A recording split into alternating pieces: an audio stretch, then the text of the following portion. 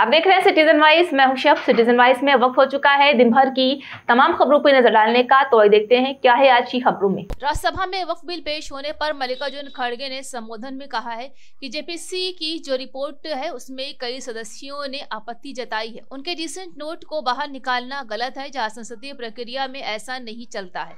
हमारे लिए ये रिपोर्ट फर्जी है, ये असंवैधानिक है। इस रिपोर्ट को फिर से पेश कीजिए। देखिए इस वीडियो में। सर धन्यवाद। आपने जो सलाह हमको दी ठीक है, हम उसको मानते हैं, लेकिन यही तरीका अगर उधर वाले भी मान गए तो मैं समझता हूँ नड्डा साहब अपने मेंबर्स को बड़े कंट्रोल में रखे हैं। हमारा एक ही विषय है, जो वक्फ बोर्ड की जेपीसी की रिपोर्ट है, जिस रिपोर्ट में अनेक सदस्यों ने अपना डिसेंट नोट दिया है, वो नोट देने के बावजूद भी प्रोसीडिंग से निकालना और उन मेजॉरिटी मेंबर्स के व्यूज सिर्फ उसमें रखकर बुलडोज करना, ये ठीक नहीं है, ये कंडेमेबल है और एंटी डेमोक्रेसिक है, एंटी प्रोसीजर है। और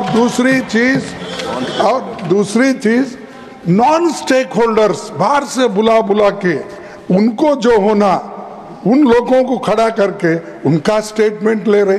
और जो इतने लोग पार्लियामेंट में जो भी डिसेंट नोट दिए हैं, क्या उसमें कोई एक पढ़ा लिखा नहीं है, कोई जानता नहीं है और वक्फ बोर्ड एक्ट को कोई पढ़ा नहीं है?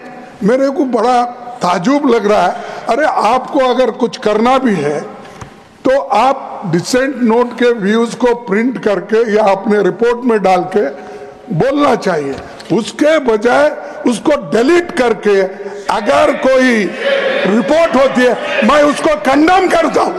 और ऐसे फर्जी रिपोर्ट को हम कभी नहीं मानेंगे, सदन कभी नहीं मानेगा। और जब प्रोसीजर फॉलो नहीं होती, वो पार्ट ऑफ इस हाउस का विभाग नहीं बन सकता।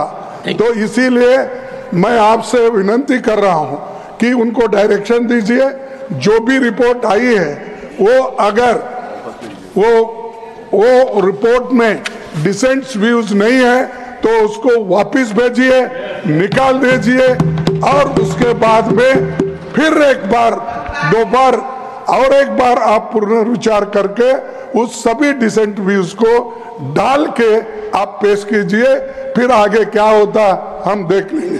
दूसरी बात सर, देखो दूसरी बात सर, आप मालूम है जब मेंबर्स एजिटेट क्यों होते हैं, ये सिर्फ उनका घर का सवाल नहीं है।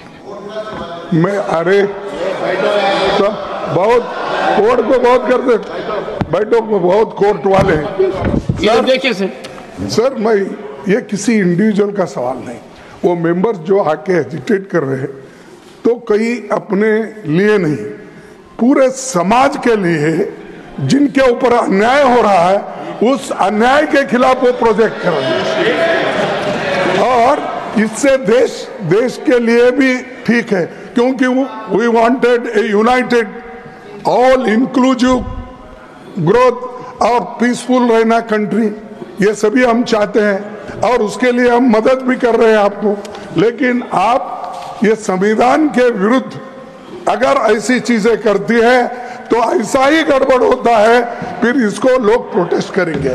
तो मैं नड्डा साहब से विनती करता हूं, क्योंकि नड्डा साहब जरा कम से कम पीसफुली सुनते हैं पहले के मेंबर्स लीडर के जब मुकाबले में। मैं एक दूसरे की मुकाबला नहीं कर रहा हूँ। कहते हैं not a member of this house, he is not a member of that.